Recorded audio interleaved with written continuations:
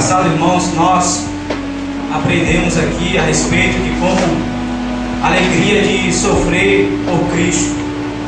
No domingo, nesta noite, nós iremos meditar a respeito do tema a alegria de servir como Cristo. Amém? Amém. E só recapitulando, no domingo passado, como foi colocado isso aqui, esse mapa, onde Paulo faz a segunda viagem missionária até a cidade de Filipos. E Filipos foi conquistada pelo rei Felipe II da Macedônia, 360 a.C. Filipe era o pai de Alexandre o Grande, e ele coloca esse nome de Filipos em prol do seu filho. Então a cidade de Filipos, a maioria era povo romano, e Paulo tinha um grande desafio para servir ao Senhor Jesus aqui na cidade de Filipenses. Amém? Não bate no banco, não. Essas 4 fotos nós podemos ver no lado esquerdo, essas ruínas, as ruínas de Filipenses, e mais embaixo nós podemos ver o rio Eugítes, onde Paulo prega o seu evangelho, e ali uma mulher chamada Lídia se converte ao Senhor Jesus Cristo, e ali onde Paulo começa a desenvolver a obra missionária do Senhor a partir desse rio, e vidas começam a ser transformadas através da palavra poderosa e extraordinária do Deus vivo e grande. E aqui mais em cima nesta foto é a arena onde Paulo foi julgado, e mais embaixo, onde vocês podem ver cheio de pedras, é o cárcere onde Paulo foi preso por causa de pregar a verdade, de defender a fé em Jesus Cristo, de falar a respeito do reino de Deus para aquelas pessoas. E ele foi levado juntamente com Silas para esta prisão. E ali mais para frente irei comentar em raras palavras um episódio extraordinário que Deus fez, o objetivo de Deus ali de levar Paulo e Silas àquela prisão. E nesta noite nós iremos meditar no livro de Filipenses, capítulo 2, versículo 17 e versículo 18. Eu peço que a todos abram as vossas Bíblias no livro de Filipenses, capítulo 2, verso número 17 e número 18. E aqueles que não têm a Bíblia podem acompanhar pelo telão. Graças a Deus. Filipenses capítulo 2, versículo 17, verso 18. Eu peço que todos se tomem de pé em nome de Jesus e vamos fazer a menção desta palavra que o Senhor nesta noite irá trazer para as nossas vidas. E eu creio que Deus irá falar conosco de uma maneira especial, de uma maneira poderosa, assim como Ele falou comigo, assim como eu enriqueci os meus conhecimentos, assim como eu cresci na graça de Deus. Pelo esse capítulo 2 de Filipenses, eu creio que nesta noite Deus irá fazer o mesmo com a tua vida. Amém? Diz assim a palavra do Senhor: contudo, mesmo que eu esteja sendo derramado como oferta de bebida e sobre o serviço que provém da fé que vocês têm, o sacrifício que oferecem a Deus, estou alegre e me regozijo com todos vocês. Estejam vocês também alegres e regozijem-se comigo. Amém? Poder se aceitar em nome de Jesus Cristo. Fiz um levantamento da palavra alegria nesse livro de Filipenses. Consta 11 vezes a palavra alegria. E no capítulo 2 nós vamos encontrar 4 vezes a palavra alegria, onde Paulo vai expressar claramente a respeito de sua alegria de servir a Jesus Cristo, da sua alegria de compartilhar com as outras pessoas sobre o que Deus fez na vida dele e o que Deus irá fazer na vida dele de uma maneira especial e poderosa. Amém, irmãos? Antes de adentrarmos na mensagem do Senhor, eu quero comentar rapidinho a respeito da prisão de Paulo, para clarear mais a mente dos irmãos a respeito de como servir a Jesus Cristo com alegria, como nós, sermos servos e sermos filhos de Deus, devemos servir a esse Jesus Cristo com alegria. E Paulo, irmãos, é um exemplo claro disto. Paulo e Silas estavam pregando o Evangelho do Senhor em Filipenses, e eles, por fazer milagres, prodígios, expulsar demônios, pessoas se levantaram contra Paulo e levaram Paulo a dar açoitadas, a esbofeteá-los, e sim levando até a prisão. E eu parei para meditar sobre este fato, essa história de Paulo, E essa história chamou muito a minha atenção a respeito do que Deus fez e realizou através de tudo que aconteceu com Paulo e Silas naquela prisão.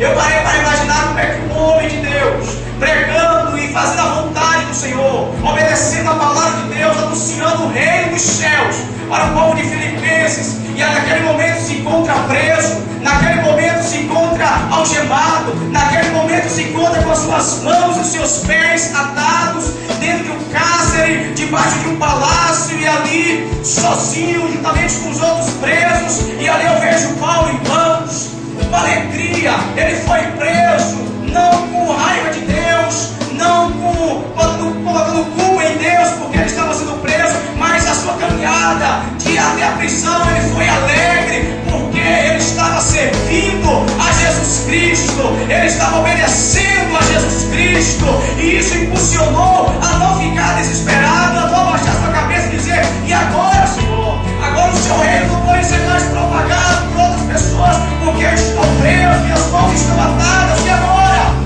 Eu vejo Paulo, irmãos, naquele exato momento, preso, com as suas mãos atadas, com os seus pés atados, juntamente com Silas, naquela prisão. Homens que foram presos injustamente estavam ali presos naquela prisão por causa do evangelho do Senhor, por causa de uma verdade que eles defendiam e pregavam.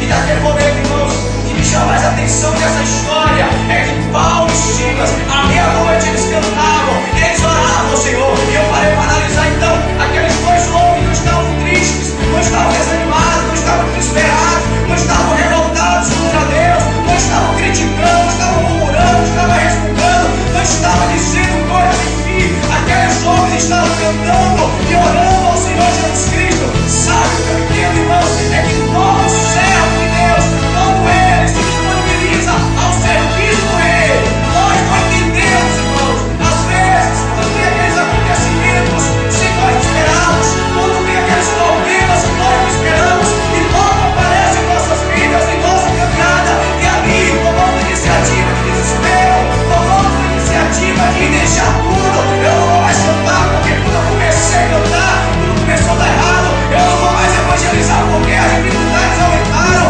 Eu não vou mais ensinar porque cada vez que eu ensino, levanta um dali, levanta um daqui para criticar o meu ensino. Eu vou largar, eu vou parar com isso, eu não vou mais servir a Deus.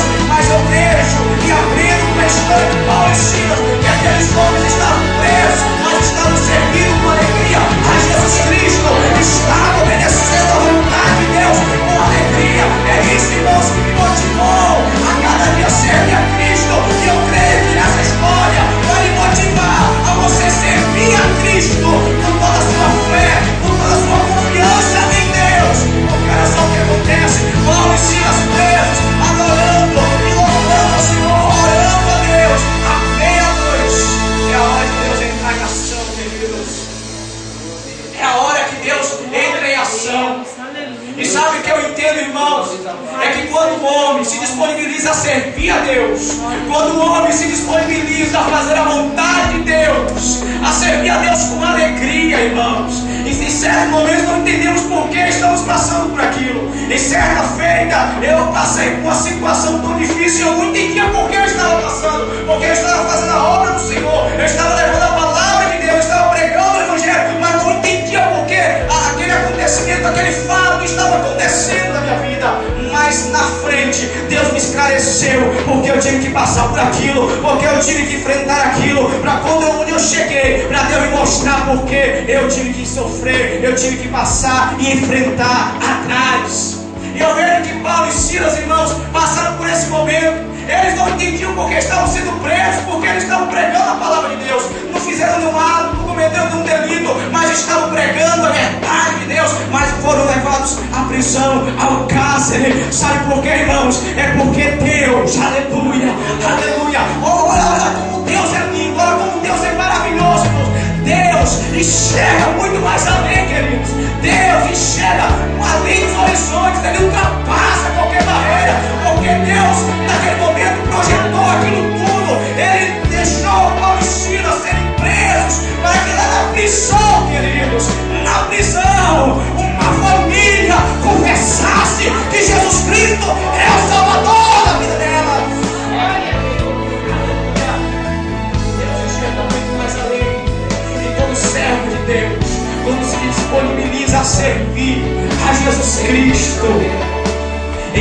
nossos momentos passamos por coisas que não entendemos. E você não precisa criticar a Deus, você não precisa resmungar, murmurar, interrogar a Deus por que isso, por que aquilo. Se acalme, porque Deus lá à frente vai te esclarecer o motivo da sua passagem, o motivo da sua vida naquele estágio difícil. Deus vai lhe explicar porque você passou por aquilo, para que lá na frente, através da sua vida, outras pessoas sejam alcançadas através da palavra de Deus e do Evangelho do Senhor Jesus Cristo. Amém, irmão? E quando eu compreendo que a vida de Cristo é o exemplo máximo da igreja, entendo, primeiro, que o exemplo de Cristo é o nosso maior estímulo à humildade. Versículo 5: seja a atitude de vocês a mesma de Cristo Jesus. Seja a atitude de vocês a mesma de Cristo Jesus. Naquele exato momento, Paulo começa a mostrar para o povo de Filipenses o que eles estavam praticando, o que eles estavam falando, o que eles estavam comentando estava corretamente errado diante da presença de Deus, diante da palavra de Deus. O povo de Filipenses estava andando de uma maneira incorreta aos olhos de Deus. Nesse exato momento, Paulo pega o exemplo de Cristo para mostrar para o povo de Filipenses que todo servo, que todo cristão, ele precisa seguir o exemplo de Jesus Cristo. E o nosso maior estímulo é Jesus Cristo, para sermos humildes, queridos. Jesus, antes da sua encarnação, ele foi igual a Deus, o eterno e consubstancial com o Pai e com o Espírito Santo. Um Deus que era revestido de glória e de majestade. Um Deus que lhe adora em todas as coisas, visíveis e invisíveis. Um Deus que era adorado pelos seus anjos lá na glória. E uma certa feita, Isaías contempla isso, irmãos. Isaías olha e ele vê no alto e sublime todo o Deus assentado à direita do Todo-Poderoso. E ele começou a ver os serafins quando lançaram sobre o rosto, e as outras duas sobre os pés, e as outras duas voavam, e aqueles serafins clamavam dizendo: Santo, Santo, Santo é o Senhor dos exércitos. Aleluia! Imagina Deus, irmãos, com toda a sua glória, com toda a sua majestade, com todo o seu resplendor. Ele resolve pensar em mim e pensar em vós. Aleluia! Um Deus que largou o seu trono de glória, abriu mão de sua glória, desceu das alturas para usar os seus privilégios